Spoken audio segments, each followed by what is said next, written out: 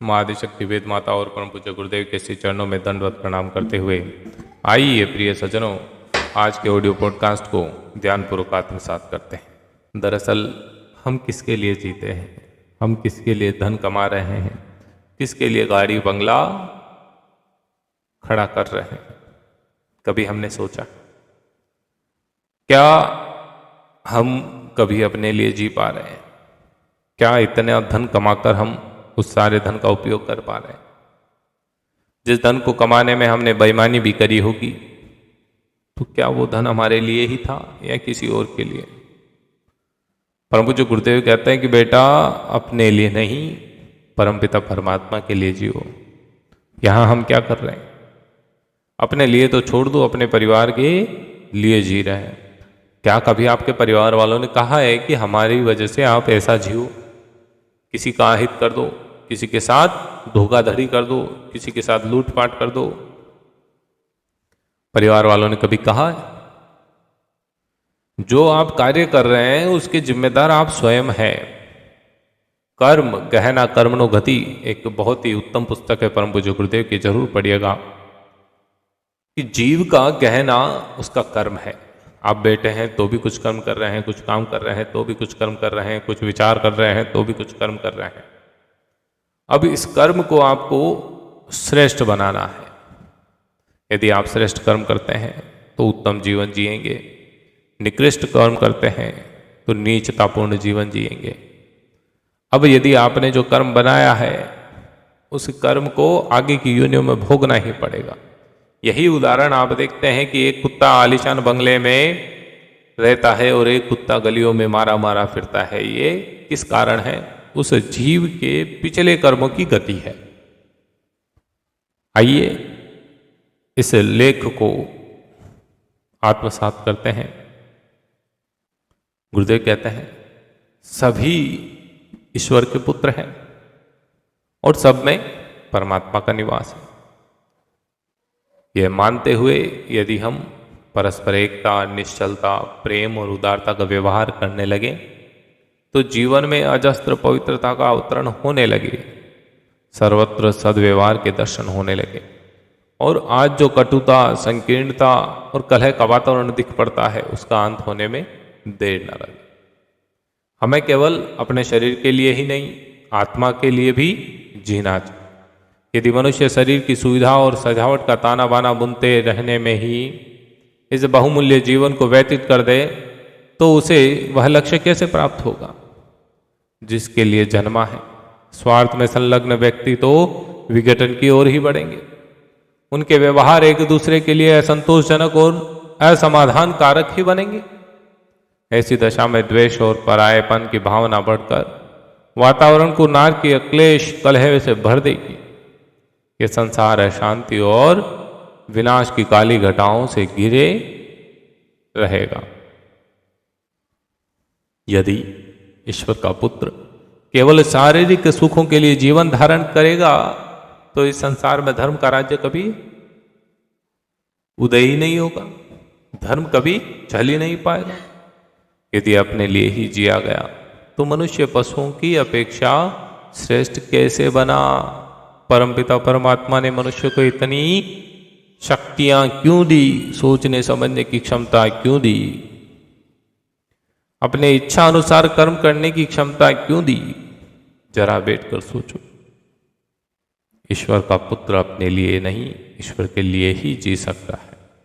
इसके अतिरिक्त उसके पास और दूसरा मार्ग ही क्या है?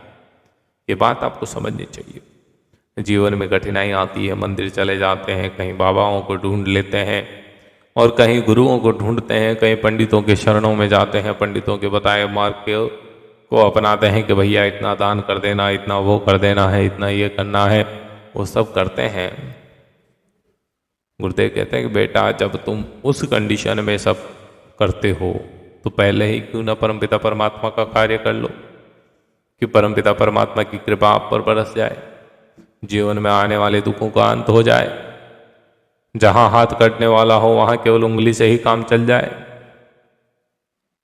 तो करना क्या पड़ेगा? अभी हमें करना पड़ेगा परमपिता परमात्मा का कार्य।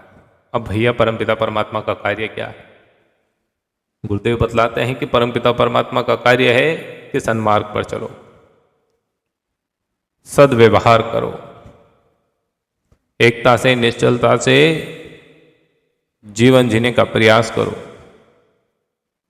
यही तो परमात्मा का कार्य है। परमपिता परमात्मा ने कभी ये नहीं सोचा होगा कि उसके द्वारा बनाई गई इस सृष्टि में, इस सृष्टि का राजकुमार जो मानव को बनाकर भेजा है, वो मानव इतना निकृष्ट हो जाएगा, इतने कुकृत्य करेगा कि जिसे देखकर लोगों को शर्म आई।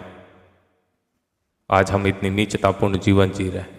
ये तो शुक्र मनाओ कि परम पूज्य गुरुदेव जैसे महान योगियों ने जन्म ले लेकर हमें बीच बीच में सही राह पर चलाया है, जिससे हमारा धर्म अभी तक चला आ रहा है। वरना हम दैत्यों की श्रेणी में चले जाते, पिशाच बन जाते, नर पिशाच ही हो जाते। नर से नारायण बनना था और हम बन गए नर पिशाच।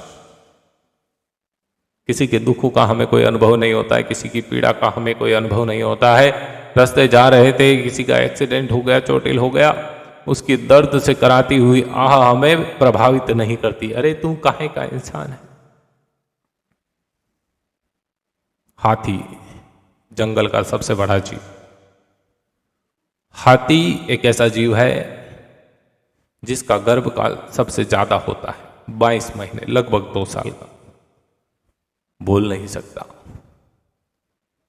लेकिन जब उसके दल का कोई सदस्य पीड़ित होता है, चोटिल होता है, तो पूरा दल का उससे सहयोग मिलता है। मान लीजिए वो पीड़ित सदस्य अपनी देह त्याग देता है, तो भी हाथियों का दल उस देह के पास बार बार आता है कि हो ना हो ये वापस जीवित हो जाए, हो ना हो ये वापस जीवित हो जाए। और कहीं न कहीं यहाँ पर एक ऐसा आध्यात्मिक चक्र चलता है कि वो परमपिता परमात्मा से प्रार्थना करते हो। ये दृश्य आपने बहुत सी बार वाइल्ड लाइफ ज्योग्राफी में देखा होगा, हाथियों के दलों में जब किसी सदस्य की मृत्यु हो जाती है। लेकिन भैया यहाँ तो हम क्या कर रहे हैं? दूसरों की छोड़ दीजिए, पड़ोसियों की छोड़ दीजिए, हम तो परिवार के सदस्यों के साथ भी खड़े नहीं हो पा रहे। तो हम मनुष्य क्या? हाँ, हम मनुष्य कहलाने के लायक ही नहीं।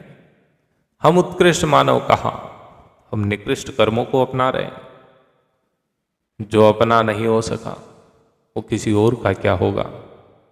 कहने का तात्पर्य कि यदि महान पुरुषों ने भी जीवन अपने लिए जिया होता तो जरा सोचिए कि आज हम किस परिस्थिति में होते, गुलामी से आजादी कैसे मिलती। गुरुदेव ने भी वहां पर स्वतंत्रता संग्रामी का कार्य किया था, तो यह आजादी ऐसी नहीं मिली। उन्होंने त्याग किया, तब जाके कोई और सुखी जीवन जी पा रहा है।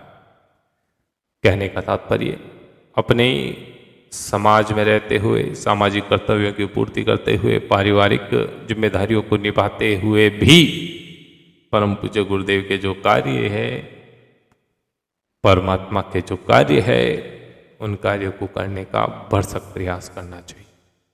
तभी गुरु कृपा हम पर बरसेगी। जय श्री राम।